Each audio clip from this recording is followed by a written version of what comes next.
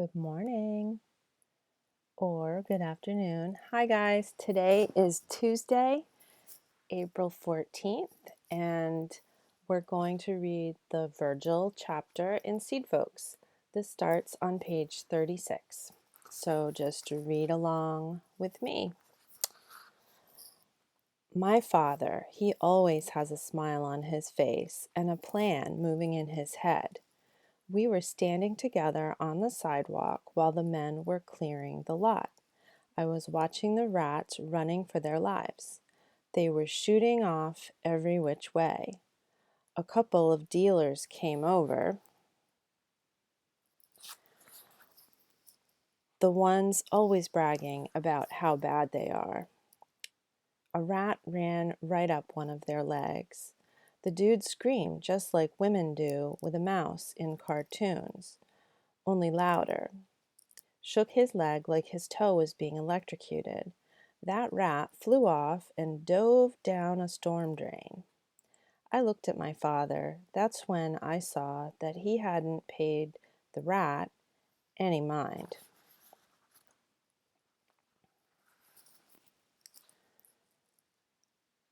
Hadn't even turned his head. His eyes were stuck completely on the garden land being uncovered. He had a 2-foot wide smile on his face. My father drove a bus back in Haiti. Here he drives a taxi. That night he drove himself way across town to borrow 2 shovels from a friend of his. The next morning was the first day without school. I was done with 5th grade forever. I'd planned on sleeping till noon to celebrate. But when it was still half dark, my father shook my shoulder. School was over, but that garden was just starting. We walked down and picked out a place to dig up. The ground was packed so hard the tip of my shovel bounced off it like a pogo stick. We tried 3 spots till we found one we liked. Then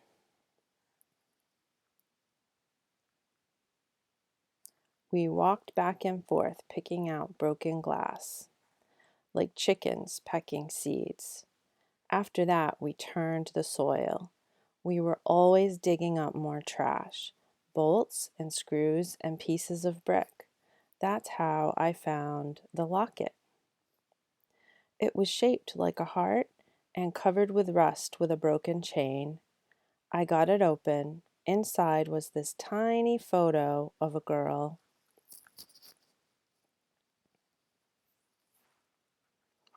She was white with a sad-looking face. She had on this hat with flowers on it. I don't know why I kept it instead of tossing it on our trash pile. It seemed like hours and hours before we had the ground finished.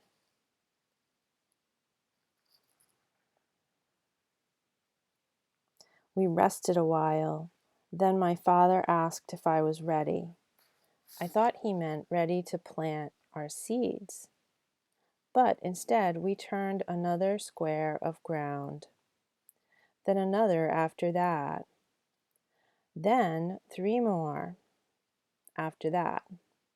My father hadn't been smiling to himself about some little garden. He was thinking of a farm to make money. I'd seen a package of seeds for pole beans and hoped that's what we'd grow. They'd got so tall that the man in the picture was picking them way at the top of a ladder.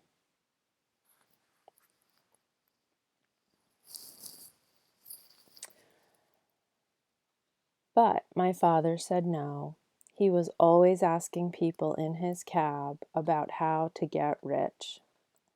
One of them told him that fancy restaurants paid lots of money for this baby lettuce, smaller than the regular kind, to use in rich folks' salads. The fresher it was, the higher the price. My father planned to pick it and then race it right over in his cab, running red lights if he had to. Lettuce seeds are smaller than sand.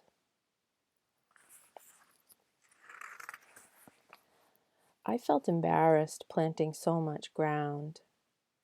No one else's garden was a quarter the size of ours. Suddenly, I saw Miss Fleck.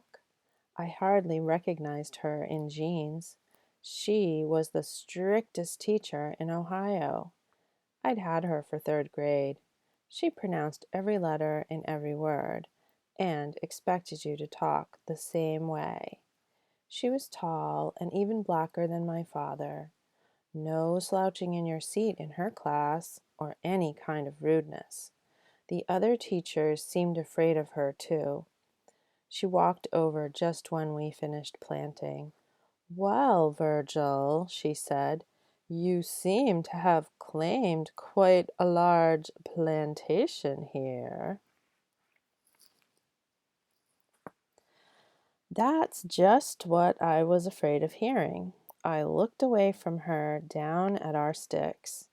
We'd put 'em in the ground and run string around them, cutting our land up into 6 pieces. I didn't know why till my father stepped forward.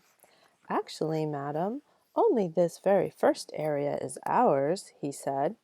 He had on his biggest smile. He must have remembered her. "The others we have planted at the request of relatives who have no tools or who live too far."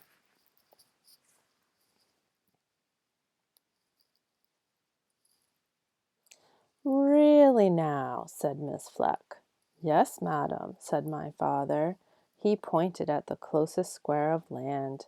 "My brother, Antoine. My auntie, Anne Marie." My eyes opened wide. They both lived in Haiti. I stared at my father, but he just kept smiling. His finger pointed farther to the left. "My Uncle Philippe. He lived in New York." "My wife's father. He died last year." "And her sister." My mother didn't have any sisters. I looked at my father's smiling face. I'd never watched an adult lie before. "And what did your extended family of gardeners ask you to plant?" said Miss Fleck. "Lettuce," said my father. "All lettuce." "What a coincidence," she said back. She just stood, then walked over to her own garden. I'm pretty sure she didn't believe him, but what principal could she send him to? That lettuce was like having a new baby in the family, and I was like its mother. I watered it in the morning if my father was still out driving. It was supposed to come up in 7 days, but it didn't. My father couldn't figure out why. Neither of us knew anything about plants. This wrinkled old man in a straw hat tried to show me something when I poured out the water. He spoke some language, but it sure wasn't English. I didn't get what he was babbling about till the lettuce finally came up in wavy lines and bunches instead of straight rows. I'd washed the seeds out of their places. The minute it came up, it started to wilt. It was like a baby always crying for its milk. I got sick of hauling bottles of water in our shopping cart like I was some old lady. Then the heat came, the leaves shriveled up, some turned yellow. That lettuce was dying. My father practically cried looking at it.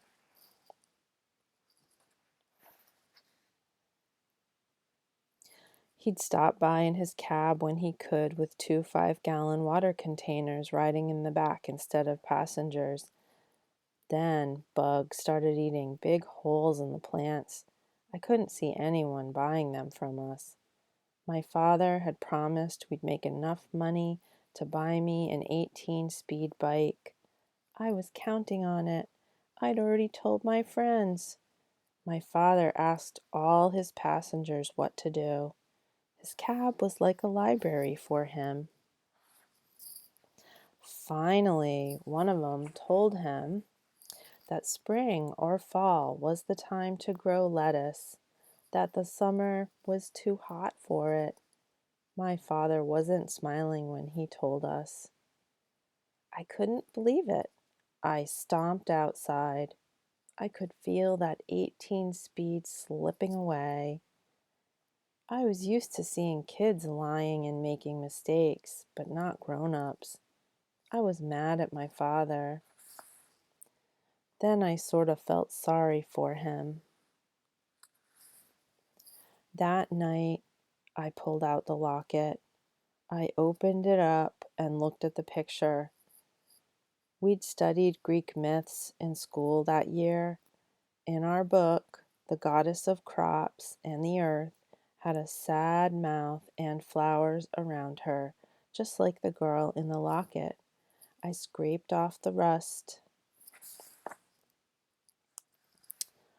with our dish scrubber and shined up that locket as bright as I could get it. Then I opened it up just a crack. Then I whispered, "Save our lettuce," to the girl. All right, so that's the end of the Virgil chapter. Are you ready for a quiz? So you'll go over in Blackboard, you'll go to the quizzes and tests, and you'll scroll to the bottom of there's like a long list of quizzes. Like usually you go to the bottom, and you'll see that there's a quiz that is it's for Virgil and the last few pages of Sam, which was the previous chapter. Okay, so you'll want to have your book with you when you take the quiz. It's open book. All right, thanks. Let me know if you have any questions.